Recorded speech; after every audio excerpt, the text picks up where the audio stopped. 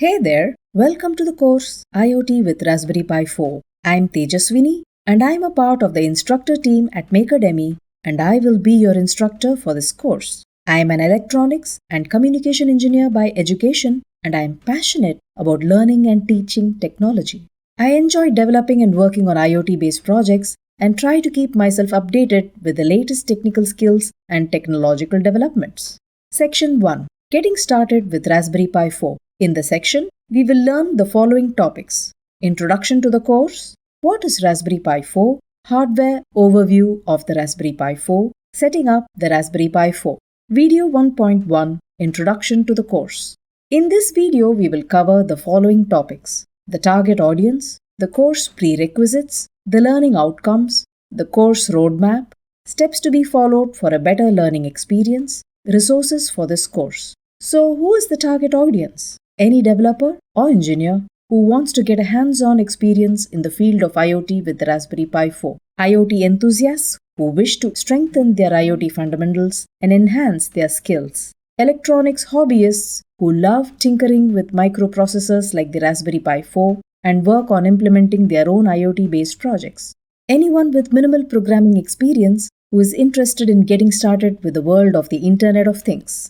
Well, if you belong to any of the above categories, then this course is most certainly for you. Now let's look at the course prerequisites. To get maximum value out of this course, you should have a basic understanding of electronics and related concepts. A fair idea of setting up the Raspberry Pi single board computer is required. It is also recommended to have a basic knowledge of Python programming. Now you might be asking, what will I learn by the end of the course? This course will strengthen your knowledge of IoT fundamentals and will give you hands-on experience in implementing end-to-end IoT projects with the Raspberry Pi 4. You will get introduced to 2 different IoT platforms and learn how to work with them to develop an IoT system. By the end of the course, you will get a clear idea of how an IoT system works and how to use the Raspberry Pi 4 to build your own IoT projects.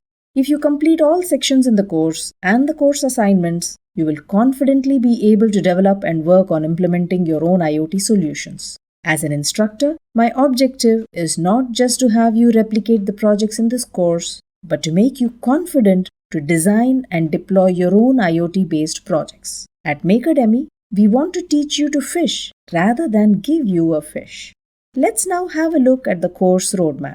First, we will learn the technical features of the Raspberry Pi 4 in detail and set up a remote connection of the Raspberry Pi 4 using PuTTY and VNC Viewer.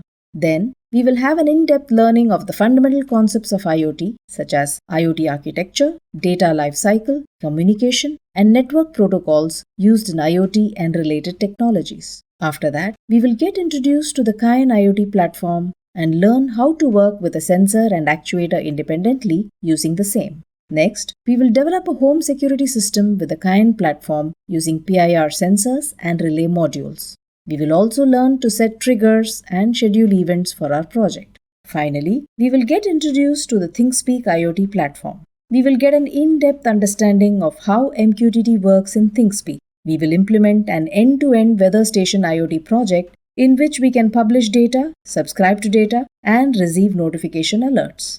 During the course, if you need any help in understanding or implementing concepts, please follow these best practices provided for a better learning experience. IoT platforms like Kayan and ThinkSpeak have very active and supportive community forums. So, if you have any questions or get an error in any part of the course, please visit the community first, as it is likely that your question has been already answered in forums with detailed explanations.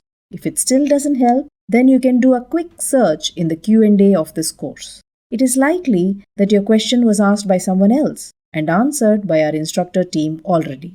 If you don't find any similar questions in the Q&A of the course, then submit a new question which includes the description and the screenshot of the error you are getting. Your questions are my top priority and I will do my best to get back to you at the earliest. Throughout the course, I have provided a curated collection of resources. These resources include links to documents for in-depth learning, official documentation, videos, and more. I would suggest you go through the resources in every section. All the code and resources are saved in a GitHub repository. They are organized section-wise for ease of access. I have included the link to the GitHub repository in the resources of this video. You can download the whole repository in a zip format as shown here.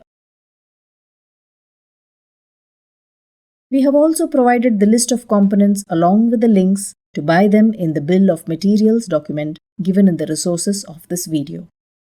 So, what are you waiting for? Come, join me in this course. I look forward to being your instructor for this course and turn you into an expert in the field of IoT. Video summary. In this video, we have covered the following topics: the target audience, the course prerequisites, the learning outcomes, the course roadmap, steps to be followed for a better learning experience, resources for this course. In the next video, we will learn the features of the Raspberry Pi 4 single board computer.